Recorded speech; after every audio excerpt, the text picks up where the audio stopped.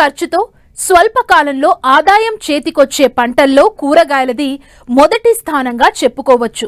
ధరల్లో హెచ్చుతగ్గులున్నా ఒక కోతలో కాకపోతే మరో కోతలో, ఒక పంటలో కాకపోతే మరో పంటలో మెరుగైన రాబడి వస్తుండటంతో కృష్ణా జిల్లాకు చెందిన ఓ రైతు ప్రణాళికాబద్ధంగా 4 ఎకరాల్లో అంతర పంటలుగా పలు రకాల కూరగాయలను సాగు చేస్తూ సత్ఫలితాలను సాధిస్తున్నారు.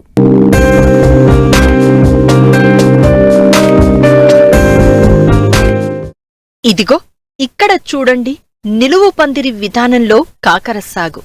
ఆ పక్కనే ఆయిల్ ఫామ్తో తోటలో అంతర పంటలుగా బెండ, చిక్కుడు పంటలు. ప్రణాళికాబద్ధంగా సాగు చేస్తున్న ఈ రైతు పేరే షేక్ బాజీ.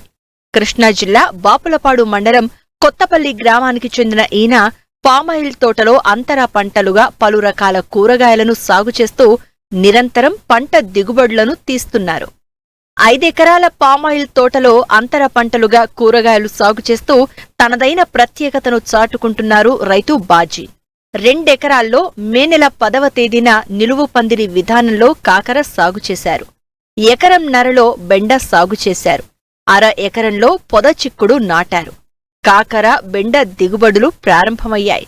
కాకరలో ఇప్పటి వరకు 3 కోతలు కోయగా 40,000 ఆదాయం వచ్చింది. బెండలో ఇప్పటికే 8 కోతలు జరగగా మరో 3-4 కోతలు కొయ్యనున్నారు. చిక్కుడు పంట నుండి మరో నెల రోజుల్లో దిగుబడి ప్రారంభం కానుంది.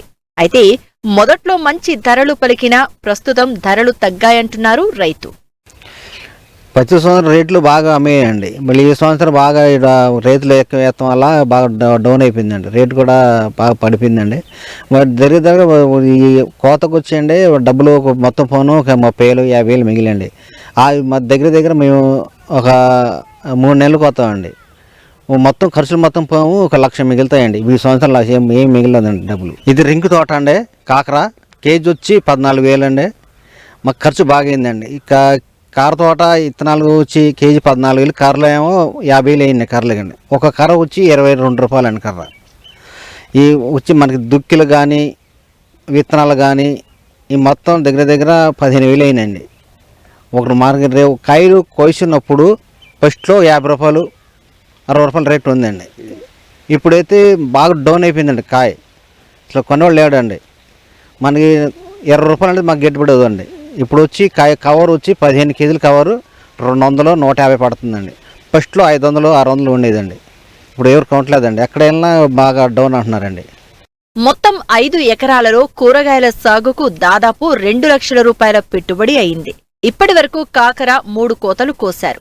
వారానికి 1 కోత కోస్తున్న రైతు కోసిన ప్రతిసారి టన్ను దిగుబడి తీస్తున్నారు. మొదట్లో కిలో 50 రూపాయలు పలికిన ధర ఇప్పుడు 20 రూపాయలు పలుకుతోంది.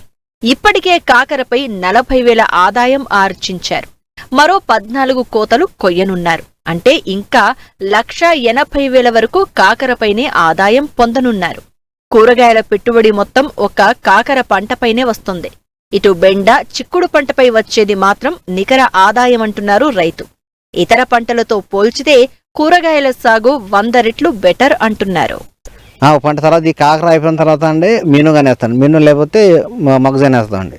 వేసి దగ్గర ఇది చిక్కుడు తోట నెల అయ్యింది. ఇంకా 20 రోజుల్లో వచ్చేద్దండి కాపుకి.